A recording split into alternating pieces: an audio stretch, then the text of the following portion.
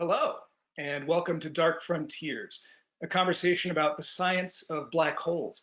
Thanks for tuning in. I'm Lee Billings, an editor covering space and physics at Scientific American. And our guest today is Dr. Priyamvada Natarajan, an astrophysicist at Yale University and author of Mapping the Heavens. Hi, Priya. Hi everyone. Now, Priya is very interested in what we might call the dark side of the universe. And I'm not talking about Sith versus Jedi here. I'm talking about all the mysterious things that lurk out there unseen.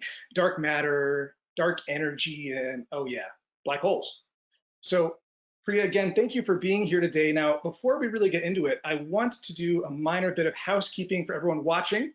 If anyone in our live audience has trouble hearing or seeing the discussion, please use the chat function to let us know. My colleagues Jeff Delicio, Sonia Buddha, and Macarena Carrizosa are standing by to assist you. And if you have questions for me or for Priya, remember this is going to be a Q&A at the end, you can submit them to the organizers using the questions panel in your GoToWebinar menu. We're going to answer as many as we can during that Q&A session at the end of our conversation. And speaking of audience participation, Jeff, if we could go ahead and advance the slides one, we're going to kick things off with our first poll. That's right, pop quiz, guys.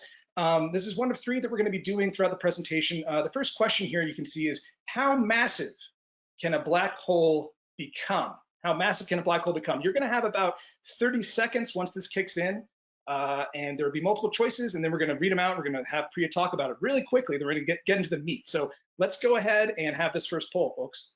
We're going to see what happened. Aha! Poll results. We have. I think everyone maybe can see this, but I'll read it out loud. A, as massive as 100 stars. We have 4% saying that. B, as massive as millions of stars. 6% said that. C, as massive as several billions of stars. That's a lot of stars. 25%. A quarter of you said that. And D said, no limit. Black holes can grow indefinitely. 65% of you said that. Now, Priya, let's go to the experts. Priya, I want to know which answer is right.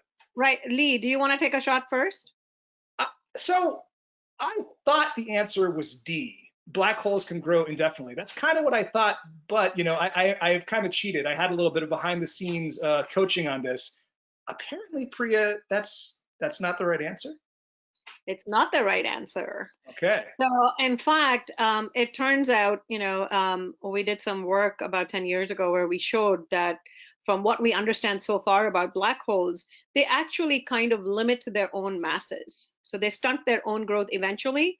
So we believe that they can grow up to several billions of solar masses, but then eventually stunt their own growth. So they don't grow indefinitely because, they are locked into the host galaxies that they're sitting in. Mm-hmm. And so it's the interplay of the available gas and what's going on in their larger environment.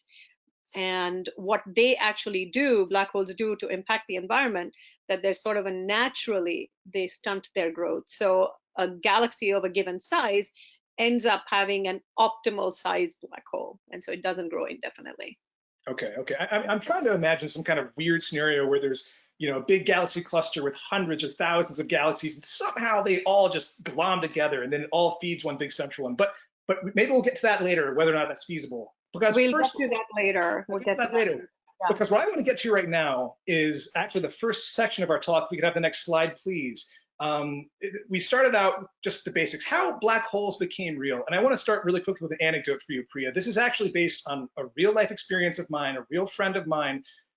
Every single time we get together, she knows I'm a science writer, and she always has the same question for me, which is, Lee, why does anyone think black holes are real? They're too ridiculous to exist. It's impossible. How could they be real? They're too radical to exist. And I want to raise that because this is actually not that crazy of a question. In fact, as I understand it, and I'd love to hear more from you about this, Einstein, whose theories of general relativity and special relativity really informed the basis of our understanding of black holes at a fundamental level, famously, he used his intuition for all kinds of things. He imagined he would ride on a beam of light or ride in a windowless elevator. He had these thought experiments that he would do to help his thinking about the universe. And through his intuition, he would come to these great conclusions. Yet even so, he did not believe that black holes were real when they kind of popped out of his equations, right? So how is that true?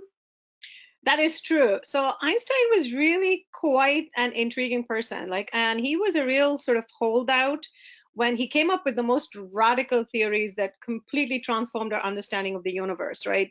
The fact that you could describe the entire universe and its contents and so on, his general theory of relativity, reworking gravity. But when the implications of his theories were worked out, he often didn't like the implication. Like he didn't like the idea of an expanding universe. It was a natural consequence of Einstein's field equations, right? He didn't like that. Why? Because he was, emotionally attached to the idea of fixity, of a steady universe. It was very disorienting to think of the universe as expanding, right? Yeah. Likewise, the reason he didn't like black holes, first of all, he never expected. So the black hole solution, which is the gravity of a very compact mass, how intense it is and how it deforms the space around it, is an exact solution. It's a simple, exact solution to his very complex equations. He never imagined there would be a simple solution, so that was a surprise. But then it was what this solution was that he didn't like. So this solution, as we'll see later on, there are many different ways of thinking about a black hole, encases what is called a singularity. So it's a place where all the known laws of physics break down. And he did not like that. He said, oh, that's really perverse. And so again, it's sort of aesthetic reasons almost that he didn't like it. But, eventually he sort of got around. But I think what is more interesting about black holes, right? Coming back to your friend, is oxygen not real just because we can't see it? That's not the case, right? I mean, there are Right. lots of entities that we are happy to believe they exist, whose existence we infer only indirectly. So, black holes, we infer their presence indirectly, as with dark matter, for example, right? So there are lots of entities that we are used to in life there, but you need incontrovertible evidence. And I hope today, during our conversation, I'll convince your friend and anyone else who's skeptical that we really know quite well not just that they exist, but also many of their peculiar properties. We actually Right. see evidence for their peculiar properties. So, And oh, go ahead. sorry, go ahead. Well, I was going to say you raised two really interesting points there that I want to get into. And one is how there are kind of different definitions of black holes. What is a black hole? And we can answer those in different ways. And depending on how you answer them, maybe that gives a kind of different window upon their behavior or our understanding of them or how they manifest in the universe. And similarly, uh, we talked about how we don't really see them directly. And so there are obviously ways that we can study them. And we're going to get into those in much more detail later. But I wanted to kind of focus on those things right now, about just kind of getting the fundamentals again, and maybe we could talk about that, about how there's different conceptions of what a black hole is, Right. in the context of history, right? Because people kind of we forget that here we are in 2020, and of course everyone knows that black holes are real. Of course black holes are this thing, but it's really, I mean, in the big scheme of human history, it's a very new idea, and it's so Oh, no, no, radical and no. crazy. And like all radical scientific ideas, it was not easily accepted. So one of the first people to really come up with the idea was Chandrasekhar, an Indian astrophysicist who in 1935, actually he had worked it out a little bit before. He was in Cambridge, England at Trinity College. And as he was coming from India to Cambridge to study, he had worked it out on the way, on the boat, well, on the ship on his way. He had worked it out that the end state of some stars would be a very, very compact, dense objects. And when he presented, this is a famous controversy known very well in astrophysics, where he made this presentation at the Royal Society, and Arthur Eddington was one of the famous astrophysicists, senior astrophysicists of the day, refuted it, because once again he didn't like these peculiar properties of black holes. Nobody wanted to believe they existed.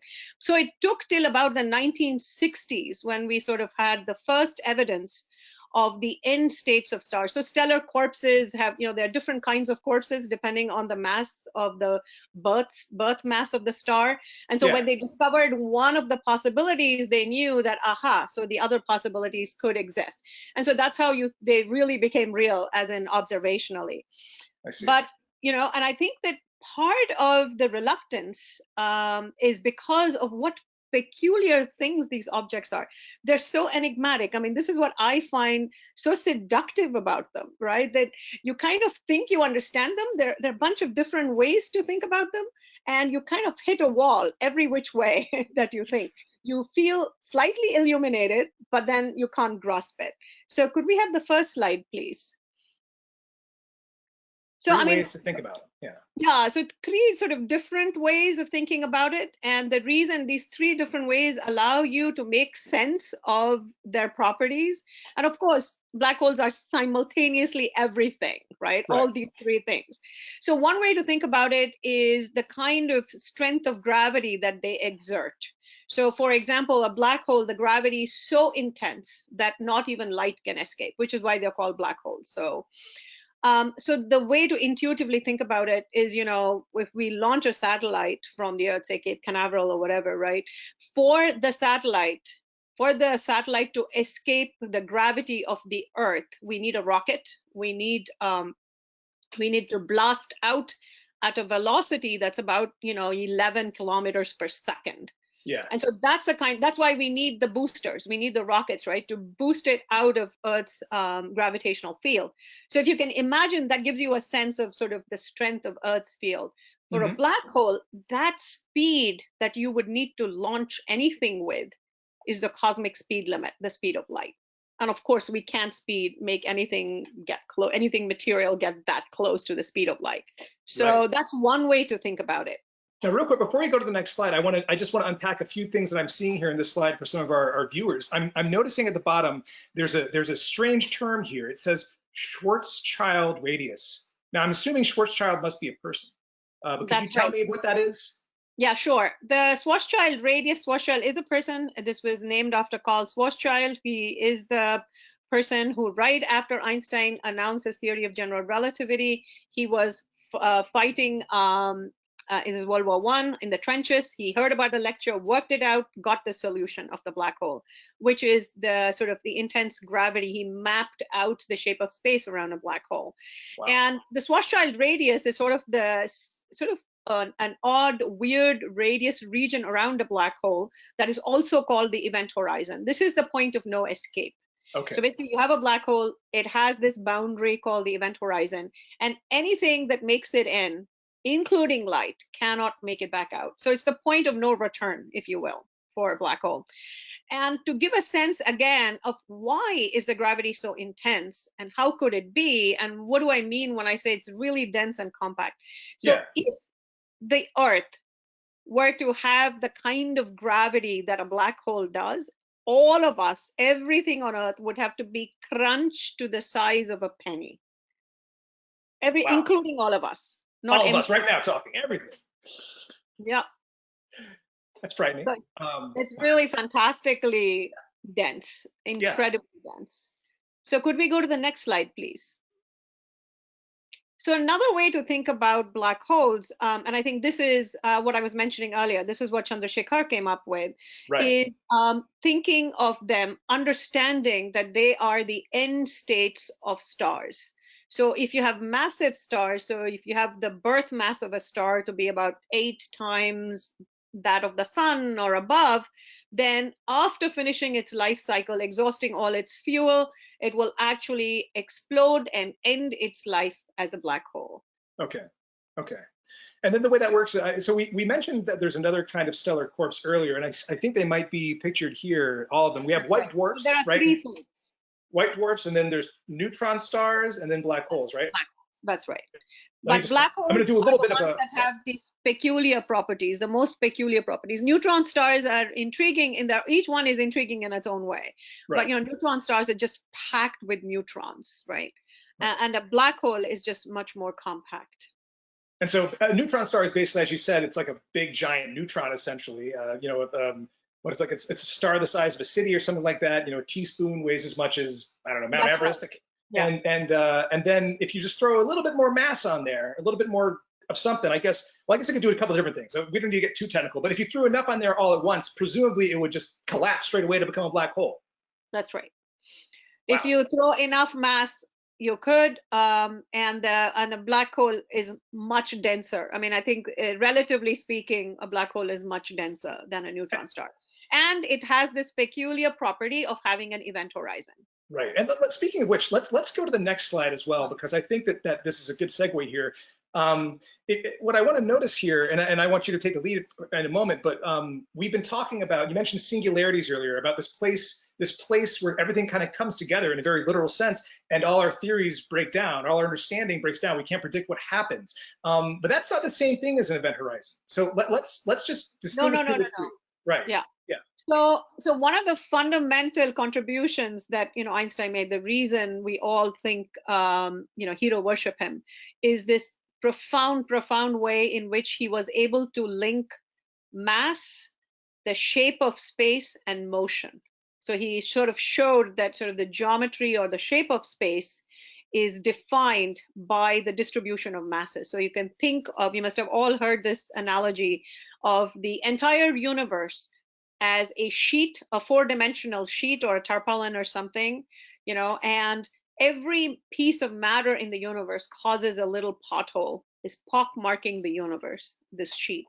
Yeah. And the more massive an object, the deeper the pothole, the deeper the dent in this sheet. And remember, there's nothing, unlike this figure where it's sort of a cartoon, there's nothing above. The entire universe is this sheet. We are all living on the sheet. So there's nothing above, there's nothing below. So we are all confined, all celestial bodies are confined to move in this sheet. And let me just point out also, let me add the other wrinkle, right? Which is, remember, the sheet is expanding all the time. It's not a static. So I mean, it's a complex kind of interrelationship between the shape, motions, and matter. So if you look at how not only does the mass of an object determine the shape, the depth of the pothole that it creates, but how mass is packed in it. So the density matters. So in this schematic, you see like the sun would cause sort of a nice big pothole, and then you have a neutron star. Yeah, in the bottom panel. Yep. And if you have a neutron star, notice it's denser than the sun, so it's going to have a deeper pothole. And a black hole is going to cause a puncture in space-time. That's how dense it actually is. Okay, so we're seeing black holes as products of Einstein's equations, as almost like mathematical entities. We're seeing them as the end states of massive stars. We're seeing them as punctures in space-time. Maybe that's the same as number one. And I just find it so fascinating that we're talking about, if you compress the entire Earth, for instance, into a black hole. Now that would be an awfully small black hole. I don't know if black holes could be that small. Can they be that small, Priya? Maybe? They could in principle. They could in principle. Yeah. But you compress it all, and you think about all the books, all Shakespeare, history, the continents, my memories, everything, all of the the biosphere, DNA, and it all gets compressed down to a black hole, this little tiny penny-shaped thing. Well, and then we don't want that. We don't want that. We don't want that. But there's another reason. There's another deep reason why we don't want that, which is the loss of information. So once you cross the event horizon, right, something bizarre happens. Because no light, nothing can escape. We don't actually know what happens to objects that actually cross the event horizon of a black hole. Well, we have some ideas, but what we don't know is what happens to the information. What is their mass? What was that object, right? If I fall into the black hole, I mean, you would never know. Did Priya have blonde hair? Did she have dark hair? Was she wearing glass? No, there would be nothing. You would know nothing. You wouldn't even know there was a Priya, right? And this is a big unsolved problem. So that is the peculiar nature of the event horizon, because light is our cosmic messenger. All information in the universe is transmitted through light. We obtain that through light or some other kinds of waves, like gravitational waves, which we will talk about later, right? And we're just about to talk about them. But before we get to that next section, really quickly, I actually wanted to have, there's one follow-up question there, which is, so we compress all this stuff. There's all this information that goes in. But what are the fundamental properties of a black hole? You've mentioned a couple, but I want to make sure we have them constrained, because it's only like a handful, right? I mean, I could write it on my hand.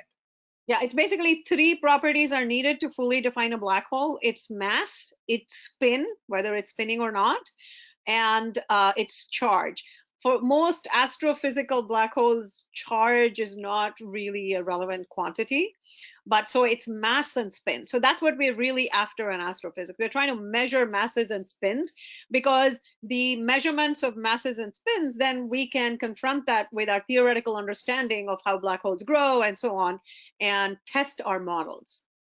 That, I can see why that's kind of abhorrent to Einstein. The total loss of information, the fact like you Oh can yeah. reduce all this complexity to just this bulk thing that just sits Right. there. Yeah, so there's a beautiful analogy that Stephen once used and explained to me, and I love it. And he's has presented this in many talks. This is Hawking. So he said that it's like having an Encyclopedia Britannica and looking up, say you look up New Haven, Connecticut, and you see where it is on the map. You see the population, 100,000, whatever, right? And then you actually put the Encyclopedia Britannica in a box, in a really tight box from which nothing can escape, and you burn it down, completely burn it down. But you've caught every particle of ash inside that box. Nothing's left that box, right? So Right. the information that was in the Encyclopedia Britannica is still in there. It's just no longer stored in the form of pages and printed ink and so on and so forth. Right. And we no longer know the act of reading, like of actually accessing the information. We don't have that either. So the Right. information is clearly there, but it is in some form perhaps that is that we cannot recover, and we don't even know how it's stored. So I think this is the best that the best analogy that I've heard, and it's an unsolved problem, by the way, of what Right. really happens to the. It's controversial, there are ideas and so on, but no real resolution quite yet. But I mean, Gotcha. the resolution that we are inching towards is exemplified in this analogy, that the information is likely there. We just don't know quite how to retrieve it. So we're not completely losing it. That's the direction in which the solution is going. So hope But we'll have springs to wait and eternal. see. There's always a chance. You're telling me there's a chance. Okay, good. Let's advance to the next slide, which I think is another poll actually, because we've been talking about, Yes, I think it's another poll. yes, how do astronomers observe black holes? And I got to tell you, folks, Priya already gave you some big hints, right? So let's go ahead and kick it off. Let's see what we can do. You got about 30 seconds. Which of the following is a typical way that astronomers observe black holes? Is it A, X-ray emission, B, gravitational waves, those ripples in space-time that love to make headlines, C, stellar motions, or D, all of the above? Let's think carefully about this. Remember, black holes are black. We can't really see them directly. Yeah, I think I kind of let the cat out of the bag a few times, didn't I? Well, Already. only for people who are paying very close attention. I know some of you are stroking your cats right now on your laps. I know some of you are scrolling your phones. Shame on you. You should be paying attention to me and to Priya. Really? Come on. It's the joy of the Zoom universe. It's true. It's true. We can all be connected in this crazy time of COVID, despite being isolated in our houses. Ah, I what is the know. answer? I Let's can't believe see. how many months it's been, right? So since I finished teaching a couple of months ago, and it was first all shifted online in March. But I think what is really fun is that we're not letting this little nanometer sized virus get us down, man. We're still thinking about black holes, the universe, all kinds of things about nature and the wonderful things that nature offers. Yeah, if you're going to be bummed, be way more bummed about falling into a black hole and no one ever knowing you existed. Okay, here we go. Poll results. We have X-ray emission, 5%. Gravitational waves, 18%. C, stellar motions, 10%. And D, all of the above, 67%. A whopping 67%. The D's have it. All of the above. Awesome. That's And right. that is the right answer. And now, Priya, just as a segue into the next section that we're going to talk about, which is called the black hole bestiary, we can go ahead and get that next slide up. Yeah. I think it would be useful to talk about how we have these different observables, and maybe they give us different windows onto different sorts of black holes. Just some sorts of black holes right now for us with our current capabilities present themselves more in one way than another when we're thinking about these ways to look at them? Does that make Well, sense? yeah. Well, I mean, I think, black holes, first of all, right, they come in a range of sizes, Yeah. right? And their sizes determine the gravitational influence that they exert, as we saw, and therefore the ways in which they will render themselves, render their presence, is going to depend on the sizes of these black holes. So typically we Mhm. tend to see black holes, especially the supermassive black holes. These are, we'll talk about in just a minute. These are some of the most massive black holes in the universe, like the one in the center of our own galaxy. And remember, these black holes that are sitting in the centers of galaxies can be either fasting or feasting. Like the one in the center of the Milky Way, the supermassive one, 4 million times the mass of the sun, is actually fasting. There's not much gas, so that is swirling in. So the way we typically see black holes is when matter is swirling in and it's being pulled in by the gravity of a black hole. Gas, typically it gets heated, and it gets hotter and hotter as it's getting closer and closer to the event horizon, starts to glow, and it glows in the X-rays. And that's how we see most commonly feasting supermassive black holes.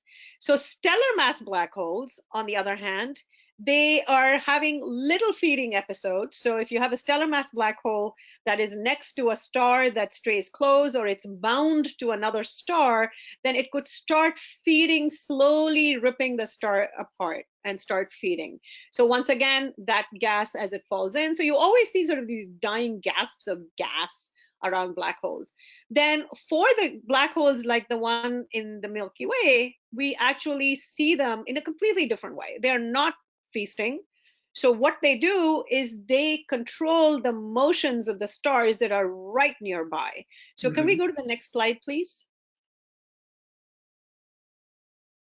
So these are actually real data from the center of our galaxy, two different groups, one from Reinhard Genzel and the other from the UCLA Keck group led by Andrea Goetz.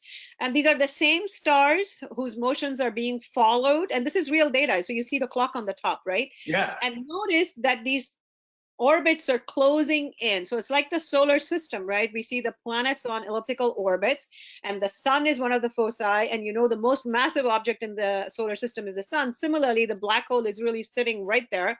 And so we are able to measure the mass of the black hole by looking at these orbits. So in the right-hand panel, you saw something more exciting happen. And that was, there was a little gas blob that came Yeah. close to the black hole in the center of our Milky Way. And we thought, and we were really hopeful that we might see like a feasting episode. We actually didn't. We saw a little bit trickle in, and then it just zoomed past, but you know, it can't go too far. It's in the gravitational grip of the black hole. It's going to come back around, and what you see with the dates in the future is a prediction of when that gas blob is likely to come back around. Wow. So this is the way in which we have detected pretty much and measured the masses of all nearby supermassive black holes. It turns out that almost all the black holes, supermassive ones nearby, are fasting. So this is Interesting. the Okay. way to detect them. But then this method doesn't work for black holes that are far away, because remember, you have to resolve all the stars. You've got to like Right. map the motion of every star. And that's incredibly hard, because the centers of galaxies, if you see them, are incredibly bright. They're chock-a-block filled with stars. So you can't resolve them till you have huge telescopes. So next generation telescopes will allow us to go even further out than we have to detect these fasting black holes. But it's the feasting ones, supermassive ones, that we detect much more easily, because you see X-ray emission. And then, of course, the dramatic new way in which we started detecting black holes recently was when two black holes collide. And we have detected the collision of two stellar mass black holes. So black holes come, basically, we categorize them in mass as in slim, small stellar mass black holes, the end states of stars, very elusive, we'll talk about this more in a little bit, intermediate mass black holes that are about 1,000 to 10,000, 40, 50,000 times the mass of the sun. And then supermassives are black holes that are, you know, million to a billion solar masses. Then you have the obese ones, the ultra massive black holes that are more massive than billions of solar masses.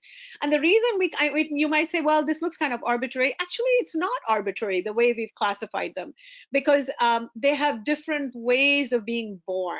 So Ah, stellar mass black holes, we've nailed it. They're born end states of stars. And the right. question, of course, for people like me who've been working in the field for a long time is try to see, can you start from these stellar mass black holes? Can we like overfeed them and make them intermediate mass black holes and then supermassive black holes and ultramassive black holes? Yes, Right. that is one way to do that. But it turns out that there are many ways to make the first sort of black holes, so-called seed black holes. You don't have to start with just the first stars. Could we have the next slide, please? Now, real quick, just Yeah. for our viewers so they understand, when you're saying that the seed black holes didn't have to come from stars, is that because we're talking about so early in the universe that stars did not even exist? Is that what we're talking about? No, it was probably these what are called direct collapse black holes. So these are basically when you have a lot of gas in the early universe, and it settles down into kind of a disk in the center of a galaxy. No stars have formed yet in this particular galaxy, but the gas siphons in because of an instability. It's like you're sitting in your bathtub and you pull the plug, and you see that vortex of water going in really, really fast. Yeah. That kind of instability, the pulling the plug kind of instability, equivalent of that, loosely speaking, happens in the very early universe, can happen. And you can siphon a lot of matter down very fast, because that's what you need to make a black hole, right? You need to pack a lot of matter down very, very rapidly. And Yeah. this, we believe, can happen simultaneously when the first stars form in the early universe. And we believe that this is one way to make intermediate mass black holes, 1,000 to 10 to the 5 times the mass of the sun, very early on in the universe. And of course, from those, you can easily build up the supermassives from these direct collapse black holes that are intermediate mass black holes.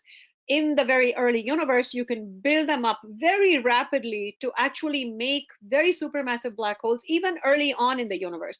The reason you want to make them early is because you're seeing these feasting black holes, which are called quasars, out to the largest distances at the earliest times in the universe. So there's like Hmm. a timing crunch. You have to really kind of, as I said, if you start with a stellar mass seed, you have to like overfeed it, and that's kind of challenging. So, but if you start off with a seed that's already intermediate mass, then it's very easy to account for the supermassive black holes. So here I just want to plug some recent work, a paper that I just wrote. So we wrote a paper, a set of papers showing how you could make these direct collapse black holes more than 10 years ago. But we recently realized that there was another way to make an intermediate mass black hole. So if you form a cluster of early stars, you form one of the stars actually gives you a little stellar mass black hole. This little black hole could be bouncing around and eating a lot of gas, feasting, and kind of be complete glutton, and it could become an intermediate mass black hole in the very early universe. So that we worked out. And I recently realized, I just submitted a paper a little while ago, where there's no reason that cannot happen later on in the universe. So basically, continually you could form these intermediate mass black holes. So you might say, oh, this is all great, Priya, we're making all these intermediate mass black holes. The problem is we're not seeing them in that stage. So it's almost like, you have the photo album of black holes. You're seeing pictures in infancy. You're seeing nothing in teenage and early adult years. And then you're seeing kind of the older, like midlife and the geriatric black holes. So there's kind of a gap. And so, that is one of the open kind of puzzles. Could we have the next slide, please? I mean, to be fair, I tried to kind of mask my awkward adolescence too. So, no one can find those pictures on the internet, I hope. Yeah, like you thought maybe that we should, yeah, maybe that's not a bad idea, right? We should all Right. hide our pictures. But I don't know. I think, I was actually that was the time that I was actually pretty. So that's too bad. Don't have many photos. But anyway, so this is, I wanted to show this movie because it's such a beautiful visualization. It's from one of my recent PhD students, Angelo Riccardi. This is how black holes grow. So black holes grow by eating gas, by feasting, and they also by colliding with each other. So what you see here is the life cycle of black holes. You start out as a cluster, Uh-huh. and that's a cluster that you have to start out with. You see them growing by eating gas and colliding with each other. And then eventually what you see at the when they reach the top, that is the real data of nearby black holes. Like our Milky Way is a point on that graph. In that black cluster on the top, the Milky Way Okay. black hole is there. And so this shows you the sort of dissects how black holes grow over cosmic time. So this is a time lapse, if you will, of the assembly of a black hole. So an individual black hole, the supermassive one that we see today, has had a very complex history by growing, not just feasting, but also merging with many, many other black holes. And the reason these kinds of, so it's a storyline, right? So this is, we've built this, of course, it's based on science and physics, but this is a model that tells you how you can end up to explain everything that we see now.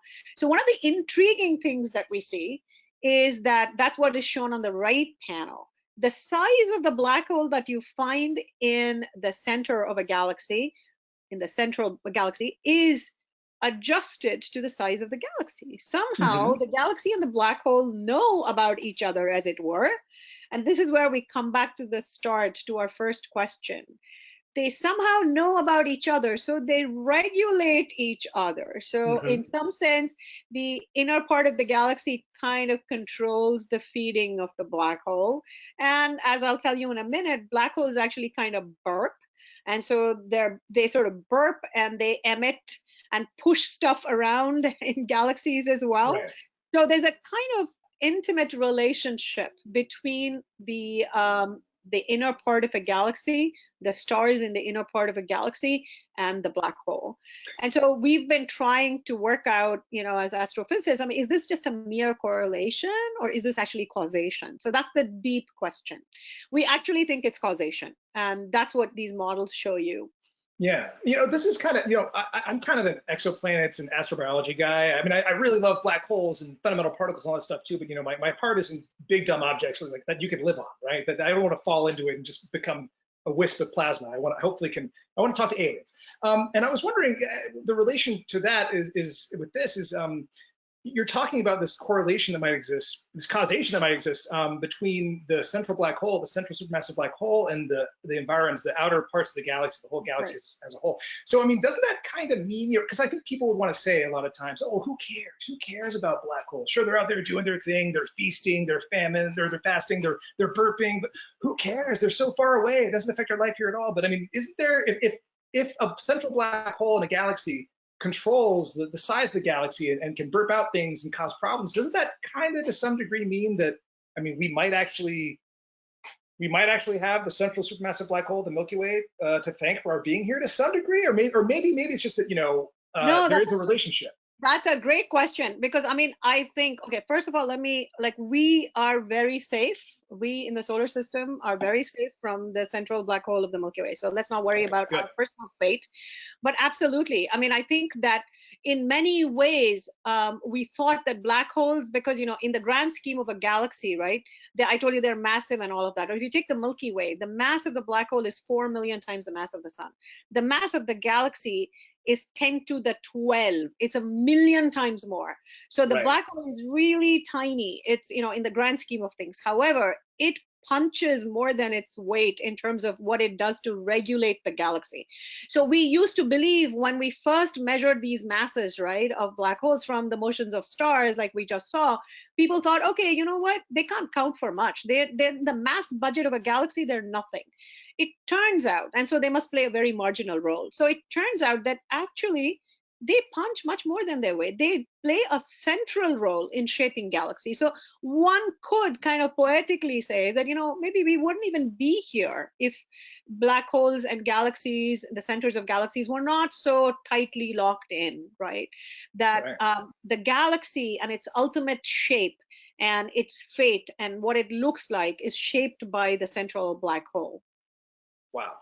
And just one more thing. I know we're actually moving on to the next section soon, but I want to clarify for people very quickly in this animation on the bottom right, these little red dots. Are those all actual data points, or are those things from simulations? No, these are black holes. So this is the growth history of a black hole that will end up And what you really see there on top is the clock. And when it says 0, that actually corresponds to today. So that's Hmm. where you want to end up today. So this is explaining. And, and what you see, these models are very, very rich. So we can take a slice in different moments of time, and we can match it to what the black holes that we detect in the universe at each of those epochs. So the model that I'm showing you is one that is well calibrated, that is the best to date, that explains all the data that we see at the Okay, moment. okay. And so that's the black hole bestiary in sum. We have the stellar mass, stellar corpses, which can get a little bigger. We have the intermediate mass ones. We're going to talk a little more about those. I think they're kind of mysterious and strange. The adolescent period, the awkward adolescence of black holes, of supermassive black holes, and the ultramassive black holes, the really big boys that are the centers of galaxies. And is that the entire bestiary? Are there any other? Is there room in there Well, anywhere for anything else? there is room for another sort of speculative kind of black hole. And I kind of said, could they be tiny when you asked me? So there's Yeah. speculation that in the primordial universe, very, very early universe, prior to the universe becoming matter dominated, where prior to even sort of the fireball stage, very early sort of seconds of the universe's life, you could have formed a population of primordial black holes, right? And they would be tiny, tiny black holes. They would Wow. form. And so, but we don't have, I mean, it's speculative. We don't have evidence for them. And, we're constantly trying to figure out, because, these little black holes, primordial black holes, that formed, if they were more than 10 to the 15 grams, they could have survived. Anything that was less than 10 to the 15 grams, if it formed with a birth mass of less than that early on, Mhm. it would have evaporated by now. We'll come to that later. But the other guys could have survived, and maybe they could have grown, maybe they could have formed, they could even be the precursors of some of these supermassive black holes. So, but that is still pretty speculative, because from that epoch in the universe, we don't actually get any direct or even indirect data at the moment. Okay. So that is speculative. So before we move on to, like, one of the ways in which intermediate black holes were actually unmasked recently, it's like Uh-huh. totally exciting, is Uh-huh. I wanted to talk about a little bit of personal history and personal anecdote, right?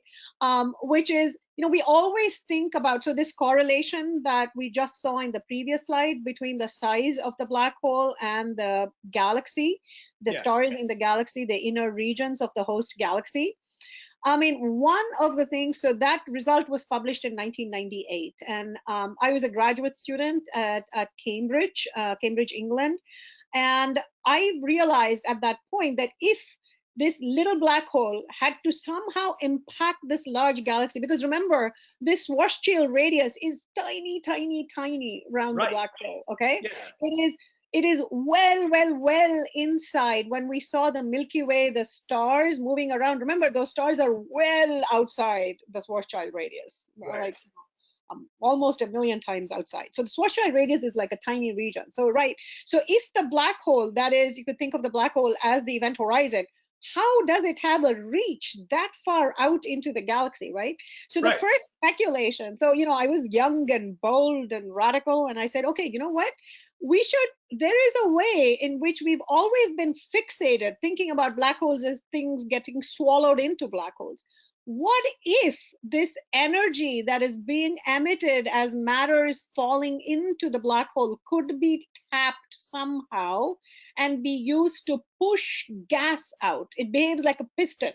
That Hmm. energy could be, put in and, assembled into like a piston outside, well outside the black hole. Then I realized there was enough energy to push gas out to very large distances. In fact, even outside the galaxy, Okay. outside the stars for sure. And so that was a revelation. I thought, oh, that's really cool. So that's a burp. So black holes can actually burp. So it's not like the matter that goes in gets spilled out. It's on the way, the stuff that is getting heated and you get energy. That energy can be tapped in mechanically, if you will. You can think of it like a piston, and then there's a piston that pushes all the gas that's around.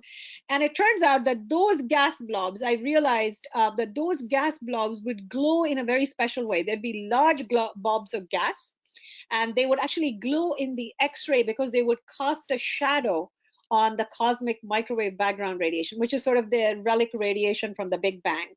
That's like a thermal radiation that is all around us. Even now, we are bathed in it. And early on in the universe, this is because the universe is expanding, this radiation has been cooling. And today it's at 3 degree Kelvin. It's very cool. It's not, that's why we don't even feel it. We're bathed in it, but we don't feel it, right? And it's measured extremely well, very, very accurately. But earlier in the universe, it was hotter. And so this hot gas is actually hotter than that relic radiation, and it will cast a shadow. And that shadow should be measurable. But I wrote this paper in 1998. Right after, because I was trying somehow to link the scales, the small scale with the big scale, but we didn't have an instrument. We needed the ALMA array, the Atacama ALMA array in Is that a Chile. radio telescope? Yeah, it's a very large radio telescope, many, many dishes, many frequencies, and you needed this real wide span in frequencies to actually make this measurement. And I was super excited because like less than 2 years ago, they actually detected one of these first gas blobs. And what is exciting about it is this blob is almost eternal, relatively speaking. It lives on forever. So your quasar might have feasted and then be in a fasting mode, which means we wouldn't see it. Right. And if it's far away, we wouldn't be able to see the motions of the stars like in our galaxy. Yeah. But these glowing blobs of gas would hang around and linger. And so you would detect the presence of a quasar that was actively feasting 10 to the 8 years ago if you see these blobs. This kind of reminds me of like, maybe I ate Mexican yesterday and then I just, I released some gas. I think we should move on. Okay. But I mean, the point though is that you could track the quasar's activity, the big black hole's activity through time and kind of see, almost excavate previous meals and things. Absolutely. And see exactly. Wow. Exactly. Just one more thing. So does that mean that you could in some way maybe constrain or figure out how quasars affect this part of evolution of galaxies? Because obviously you need that gas. Absolutely. You need that gas to form stars, right? That's right. Or prevent it from forming. If it's too hot, it'll prevent the formation of stars. That's actually what we think happens. And that's how black holes limit their own growth. So you have this gas that is too hot, so you prevent the formation of stars, right? And so you keep this hot halo of gas around, and the gas is not going to get, the gas gets fed in, and then there isn't enough time to replenish for gas to come in from the outside to repopulate the inner region. And so that is how black holes could stunt their growth. They could eat all the gas and then evacuate the central region basically, and then it may take too long for the gas to fill in. And the other way in which, so you raised a really important point that's worthwhile mentioning, that we believe that quasars turn on and off episodically. So they feast and then they fast, they feast and then they fast. So once a black hole is exhausted all the gas right around it, it can get rejuvenated, because it takes for gas to trickle in, it takes a very long time. But there's another way in which you can get gas if it goes thwack with another galaxy. So we believe that galaxies are constantly colliding in the early universe. Mm-hmm. And when they collide, their stars collide, their dark matter kind of goes past, and the gas collides, the black holes collide. And the black holes could collide, merge, produce what we call our gravitational waves, which basically shake up that fabric of space-time. That sheet of space-time gets tremors when the two black holes merge. They become one, and then you could have the lot of the gas still there, so it can start feeding again. It can grow. It can grow by merging, and then also a big feeding episode, because when these two galaxies merge, there's a lot of gas that ends up right in the center. Wow. Could we go to the next slide, please? Yeah, I think the next slide might be another poll. Let's see. Poll number 3, folks. If you're still listening, I hope you're with us. How does a black hole die? Let's do it. Let's get to it. How does a black hole die? Let's choose one of the following. Choice A, it vanishes suddenly due to quantum fluctuations. B, it tunnels into another dimension or universe. C, it evaporates over almost incalculable periods of time. Or D, it doesn't. Black holes last forever. Which is it going to be? I'll give you a hint. Priya mentioned it earlier. Were you paying attention? I hope so.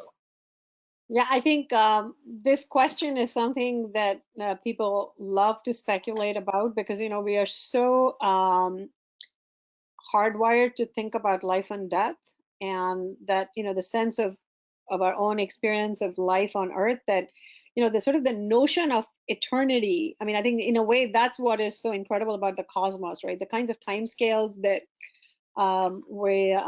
astronomers are talking about, they feel like eternity compared to sort of our lifetimes, right? Well, you know So what they this, say? They say eternity, it lasts a really long time, especially towards the end, right? that's right. But yeah, so it sounds like I've always had the impression that, black holes seem like these. We can probably go ahead and put up the results, I think, and we'll keep talking Yeah. as we look. Let's see. So, okay, poll results. A, it vanishes suddenly due to quantum fluctuations. Only 6% said that. B, it tunnels into another dimension or universe. 3% said that. C, it evaporates over almost incalculable periods of time. 69% said that. Nice. D, it doesn't. Black holes last forever. 22%. Oh, the 69ers have it. That is great. That is the right answer. It evaporates over almost incalculable periods of time. Priya, tell us more. Yes. So, for example, that is the right answer. And for example, a black hole, that's the mass of our sun, like 10 to the 33 grams or so, that will last. It will evaporate over 10 to the 64 years. That is like super eternity as far as we are concerned, because even by cosmic scales, right, the age of the universe is 13.8 billion years. That's 10 to the 10 years, roughly speaking. So, and of course, the more massive a black hole, the longer it will take.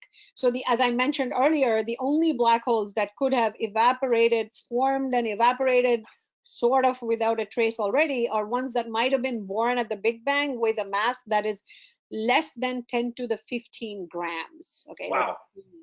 remember, the sun is 10 to the 33 grams, to just Yeah. give you a feel, right? So those tiny, tiny black holes are the only ones that could have evaporated. So essentially, black holes are eternal. They're going to be here forever. So I gotta wrap my head around this real quick before we go to the next section. I know we're kind of running out of time almost, but I think we can still pack a lot of this stuff in.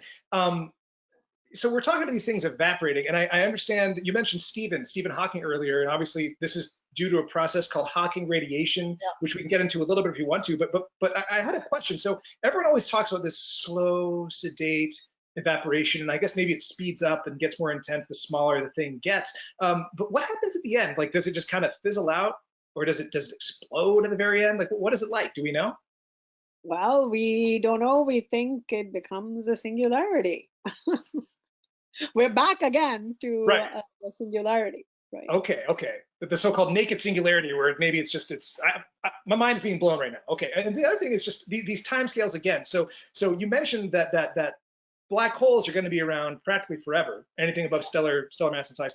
But then the supermassive ones. I mean, you quoted a huge number that made my brain hurt. The 10 to the 64th. Yeah, 10 to the 64th is a solar mass black hole. Right.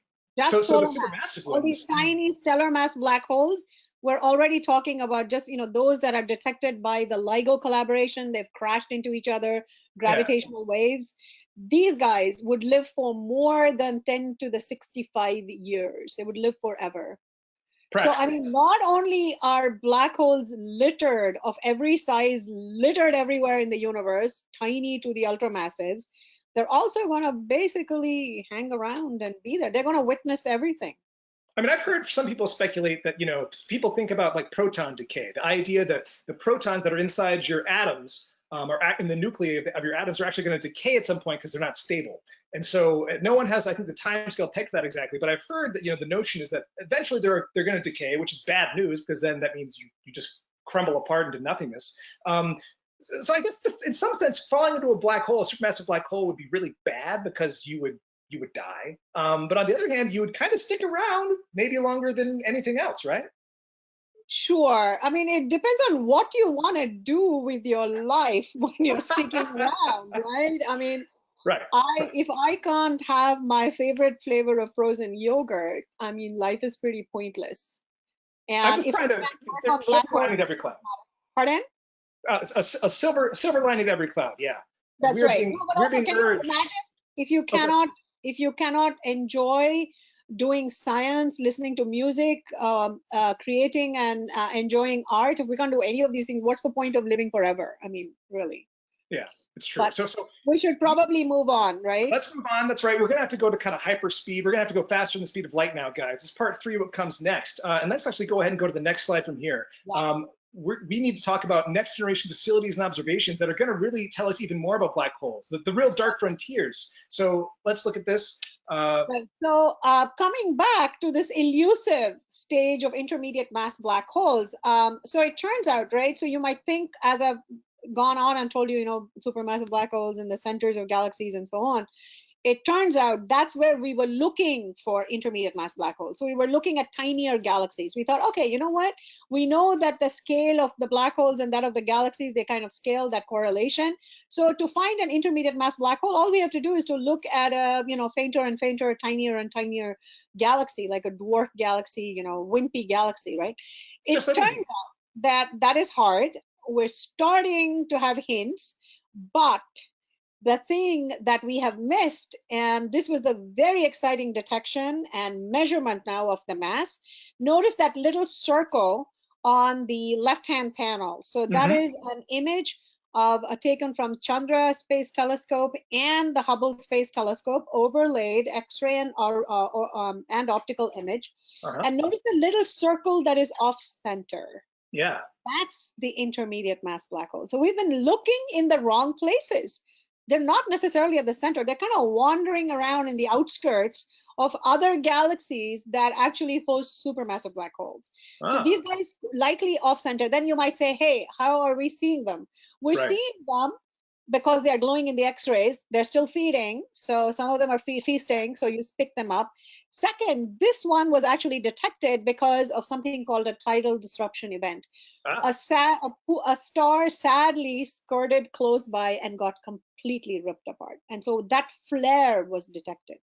Oh, that's a disturbance into the force right there. I'm guessing that planets probably wouldn't have a good time if their star got tidally disrupted, right? That would be bad. Yeah, that would not be a fate that I would we're worried about the star itself, let alone the hanging on planets, right, and everything else possibly on those planets. Yeah, we should so probably move to the let's move next on. But yeah, so we've seen some intermediate mass black holes, though, it sounds like, and now there's other ways to study them with some next generation stuff, right? That's right. So as I mentioned earlier, right? So one way to detect black holes and measure their masses and their spins, right, is to actually detect gravitational waves from their collisions. So the LIGO collaboration already detected the collisions of nearby stellar mass black holes, little ones, and the collisions of the supermassive black holes, which are going to be in the centers of galaxies. When they collide, we will see a tremor in space-time, similar tremor, but it's at a lower frequency. So we actually have to be above the Earth's atmosphere in a satellite. So could you start the animation on the bottom? Yeah. And so this is what is planned. The Europeans and NASA, ESA and NASA are planning what's called a laser interferometer space antenna. So a configuration of 3 satellites, and they will actually measure the collisions of supermassive black holes, distant ones, and the collision of a supermassive and an intermediate mass black hole. So that's another way in which the intermediates are going to come into view. This is an experiment that we think will fly in the 2030s or so. And actually, I'm part of the NASA LISA science team, trying to generate models and understanding of what all should be detectable. One of the interesting things about supermassive black hole collisions is because these supermassive black holes tend to be in the centers of galaxies, there's lots of gas and stars and so on. When they collide, we will actually see simultaneously signatures in other parts of the electromagnetic spectrum, because these Right. gravitational waves are not part of our usual electromagnetic spectrum. They are waves that travel at the speed of light, because remember, they're almost like they're waves in space-time itself. So they're Yeah. different from light, right? But the nice thing about supermassive black holes, and it turns out some stellar mass black holes as well might have these counterparts. We might have telltale signatures that we can see in the X-ray and optical and infrared. So we might be able to actually nail down where the collision is happening, because we'll see a siren go off before the actual collision happens. So that's the goal. And of course, James Webb Space Telescope is in there, and I'm of course deeply invested in it, because once the telescope launches, hopefully on October 31st next year, we should be able to, it will bring into view the first black holes, the very first black holes that likely formed in the universe. So if this idea of direct collapse black holes, of forming these intermediate sized black holes from the get-go, bypassing the formation of a star, remember from that gas and the vortex That's right. analogy, if those are really there, we will see them. So that's what I'm most excited about, because that's a window that's going to open first. Wow, that is so exciting and amazing. I hope we manage to be around to see these things launch. Hopefully, James Webb next year, and I hope, Lisa, in the 2030s. We'll see. It's pretty advanced tech, but I'm sure we can do it. We put people on the moon, right? So why not? Yeah, I mean, and that the tech for Lisa is already, there was a test, a prototype, and the Yeah, prototype performed better than expected, than specification. So very optimistic. It's only now just sort of money and time that we need to build everything and test everything, and launch. I beautiful. think that was our last slide, wasn't it? I think we have one more, which is just want to know more. I want to plug your amazing book, Mapping the Oh, Heavens, the thank you. radical scientific ideas that reveal the cosmos. Excellent. And then, of course, anyone who's interested in black holes could also check out Scientific American and our ongoing comprehensive coverage. So we're a little over time, only by 2 minutes, though. We went Right. hyperdrive. We nailed it. Yeah, no, So I want to add that, I was very, very excited that Scientific American sort of asked me to write about these first black holes. And it was an article that came out in February 2018, but I think it was mhm, republished in this volume that you have that's right. of exciting discoveries in black holes. So that's an excellent volume to get, a special issue. That's an excellent one to get. There are many interesting articles about the frontier, what's happening for black holes of all sizes. I think we're gonna have to have you back pretty soon to write an update, because it sounds like we're gonna have to rewrite the textbooks at some point the next couple of years. Again, if James Webb goes up in Lisa. Actually, So that's my excuse. So I have this report. Physics Reports is a very prestigious place where we write review articles. And so, I've been waiting. They've been asking me. They asked me, invited me to write a review on black holes. And I said, oh, just wait. There's this one new discovery. And, I heard a hint about this. I heard a rumor. Let me wait and I'll hand you that article once I put that in. But it's been nonstop. I mean, we've had these wonderful discoveries, like pretty much, even the last few months, like every few weeks, there's something exciting, right? So, yeah, it's crazy. So more things to come. And now the part that maybe some folks have been waiting for, you get to ask Priya questions. Not just me with my dumb questions. You get to ask questions. I'm going to read them off. We're going to handle as many as we can. We have until what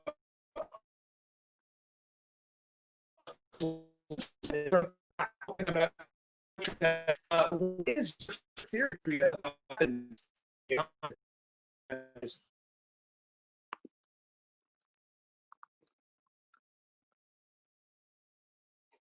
you hear me, Priya? Hello? yeah, now I can hear you. And I lost that question. I don't know if that was the trick that you kind of stretched it out and I had to figure it Oh, out. I think it fell I don't into know a if you black hole. redshifted the question. Could you repeat the question? Sure, it's from Ariel Bach. It is, what is your favorite theory about what happens beyond the event horizon? Hmm. I think, okay, so look, in science, right? I mean, science is like a creative process. So there's like the real and the imagined. So like, we take little leaps of imagination and then we figure out and work out the physics, right? So let me just quite clarify now that when we talk about anything inside the horizon, it is pure speculation, pure imagination. Okay, so this is not scientifically a realistic option or a solution. The thing I find most fascinating is when you fall into a supermassive black hole, the possibility that, that singularity could take you places, right? That it could potentially tunnel you and take you into a brand new universe. I think I saw That Matthew for me McConaughey is do the that. most, pardon? I think I saw Matthew McConaughey do that one time. Yes, that's right. That's right. In Interstellar, yes. Yeah. Uh, But I okay. have to say, sometimes, right, this universe and this Earth, I get really depressed, right, when I see, the reluctance to accept climate change and all the anti-science stuff. I was like, you know what? I feel like tunneling out into a different universe, man. There are times when you really want that portal as well. Well, folks, I want to see more questions from you. I only have one other coming up, which gives me a space to ask another question right now. Here it is. If you fell into a black hole, I've heard some people say that you would be able to see something really strange on the sky as you were falling in. Do you know what I'm talking about? Right. So first of all, when you fall into a black hole, it kind of depends on your point of view. So if you are looking at things as a distant observer, whereas you are the sad person who is hurtling in, right? So you see different things. But the intriguing thing is that if you are the person falling in, so the person who is sitting outside will basically see you hurtle towards the event horizon, and the light from you getting redder and redder and redder, and then you will Okay. basically freeze for them. They won't be able to see anything, right? The minute you Okay. cross, because no light can escape, so they cannot see you anymore. So this is the distant Right. observer. Whereas Okay. you, meanwhile, you, the sad person who's falling in, unfortunate fate, you will see weird things when you fall into the horizon. You would see the light from behind you bent, because light is bent in strong gravity. This phenomenon is called gravitational lensing. So you would see Mm-hmm. these weird effects of light bending. You would see everything getting redder, then getting white, and then you would see the cosmic microwave background. It will flash by. So you'll see very bizarre optical. I wouldn't call them illusions, but I guess, yeah, illusions is the right word. Yeah, you would see all these weird optical effects. What about time dilation? Anything weird there? Yes, And would you time. see? Yes, of course. Time. I mean, time and space switch in terms of their place in the mathematical equation once you cross the event horizon. So basically, it would take you, once again, it depends on the person who is really far away. It would take, in from that person's point of view, you're frozen. It would take an infinite amount of time for you to actually fall into the singularity from their point of view, right? But Right. their point of view doesn't count as much because you're the sorry person who's falling in, right? Right. So once again, if you are falling in to a stellar mass black hole, remember it is much more compact. Its Schwarzschild radius, or the event horizon, is smaller. The size of the event horizon is directly proportional to the mass of a black hole. So if a black hole is small, the event horizon is even Okay. tighter. So then, and the forces are intense, right? So as for a stellar mass black hole, when you're getting close, aside from all the optical effects, one thing that's going to happen is that let's say you're falling in head down first, the difference in gravity between your head and your toes is going to be so strong that you're going to get stretched out. So you would be spaghettified. It's a technical term, I mean, I've always spaghettification. wanted to be taller. I mean, so that doesn't sound so That's bad. one way. I think this is like super desperate, right? This is Okay. super Yeah. desperate. Right? Yeah. Okay. But then if you were falling into a supermassive black hole, it's not as dramatic, but you will become ashes, whatever that means. You will not exist, basically. Let's not go there. Is like what's going to happen to every individual atom in your body. Sure. It's a pretty sad and violent kind of death. Nasty stuff. We got another one from Shantanu Harad. What is the mass of the biggest black hole that we know? Oh, the biggest black hole that we know is in a nearby, what is called a brightest cluster galaxy. It's a galaxy that's the center of a cluster of galaxies. And a cluster of galaxies is about 1,000 galaxies held together by the gravity of dark matter. And I believe the latest number that is published that I know is a few times 10 to the 11. There's an uncertainty in that mass. So, I mean, I would say that for sure there are black holes that are 10 times 10 to the solar masses. That's So 10 billion. is that like hundreds of billions, or is No, that 10 billion. 10 billion for sure. I okay? mean, there 10. are Okay. uncertainties in masses. There is one that's claimed to be closer to 100 billion. Okay. Okay. Here's another one from an unnamed, an anonymous submitter. Are gravitational waves quantized like waves? Are they evidence of gravitons? They're not quite evidence for gravitons.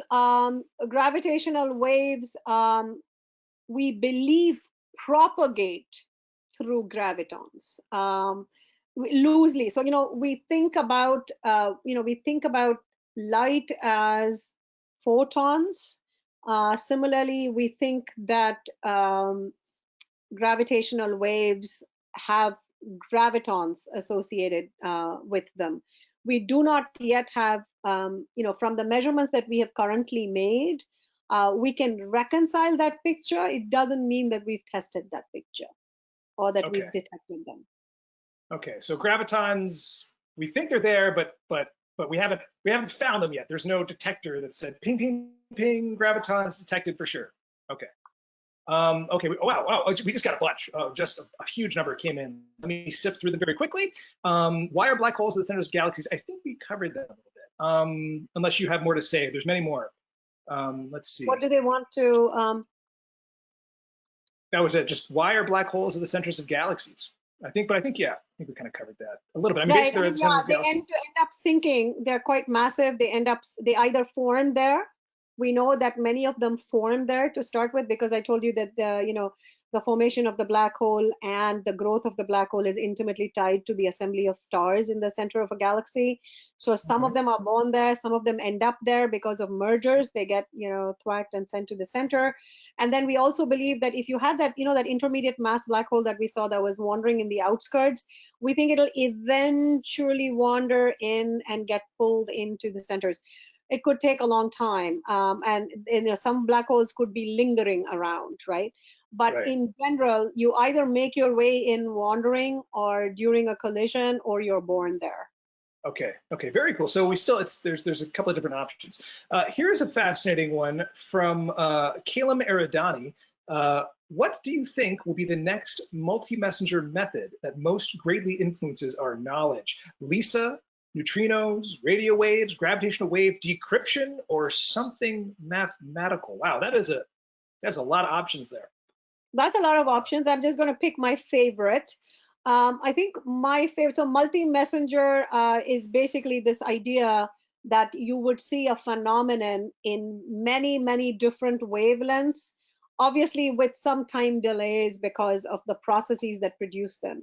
So for example, my favorite is LISA. And the fact that you would see merging black holes, you would detect the gravitational waves from these merging supermassive black holes, or a supermassive and an intermediate mass black hole, or a supermassive and a tiny stellar mass black hole. So you could see all these combinations with LISA.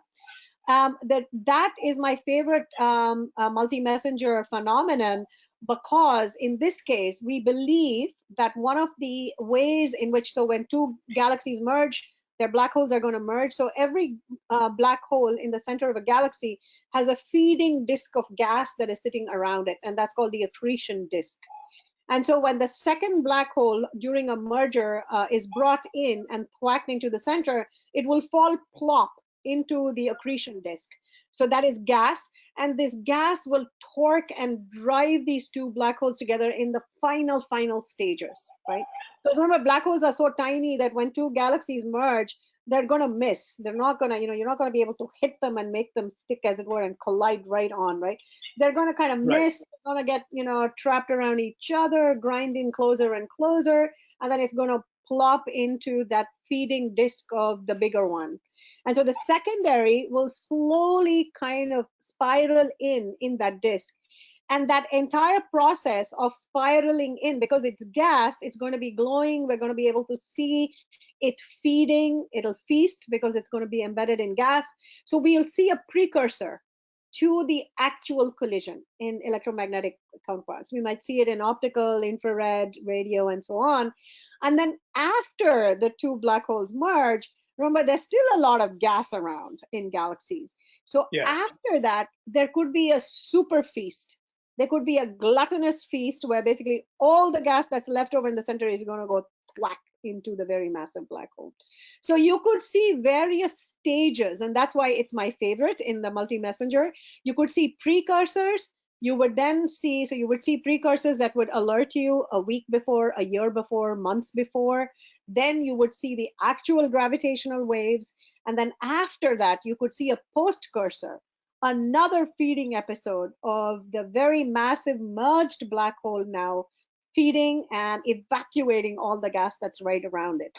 So it's, you would get an observation that is spread out over a couple of years, and we can pin down so many properties of the system.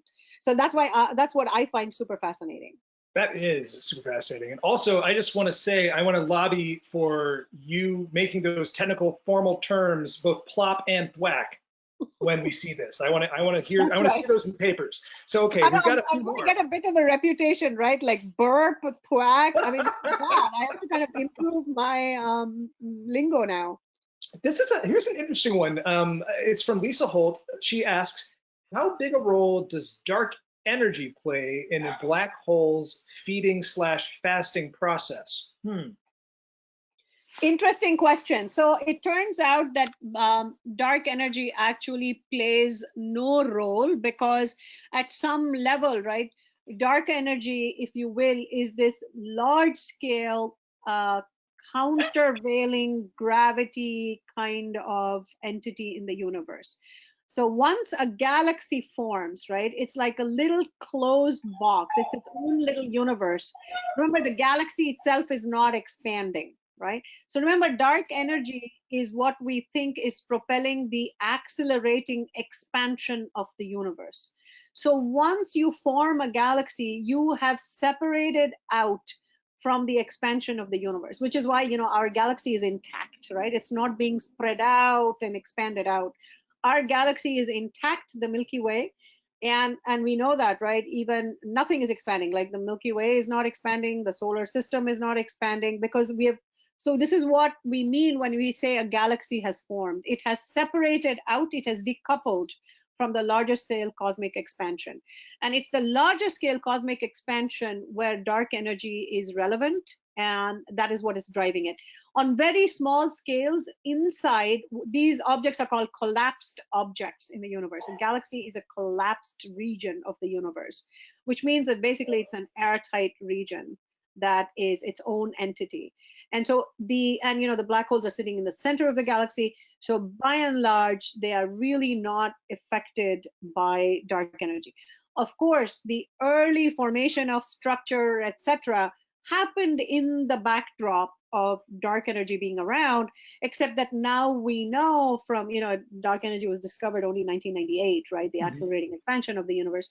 But we also know that in terms of cosmic epoch, right, that dark energy most likely was always around as what we call the cosmological constant. It's one of the constituents of the universe.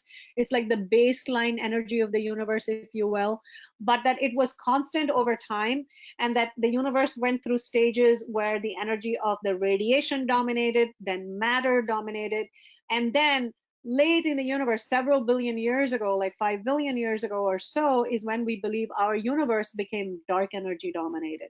So dark energy did not play a starring role. It was kind of waiting in the wings and has only sort of taken off in terms of its effect in the universe. Of course, it's deeply important for the future of the universe, of course. Right? Yeah, and actually that's a follow-up question very quickly. There's more here, but one that sprang to mind for me is, we talk about the different scenarios that exist for the future of the universe long term. We talk about the so-called big rip, the big crunch, and I guess maybe the big chill. The big rip being where dark energy somehow accelerates, run away exponentially, and then, next thing you know, your atoms are being pulled apart and I'm dead and everything's terrible. There's the big crunch where somehow it ends up reversing, as if maybe there's enough matter in the universe to pull it all back together via gravity. Doesn't seem like that's going to happen. And then it goes back to a singularity almost. And then you have the big chill, which is, where it's almost like a flat universe and everything just kind of sedately spreads out and you get the old Kelvin style heat death. However, if there was a big rip, what would that do to black holes? Do we know?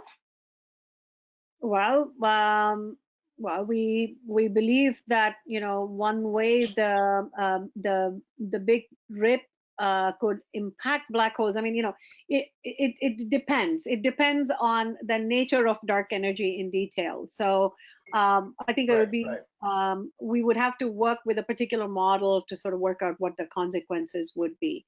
But what is Okay. very clear, I think, is the of these three possible deaths, the one that is easiest to visualize for black holes and galaxies and so on is the big chill.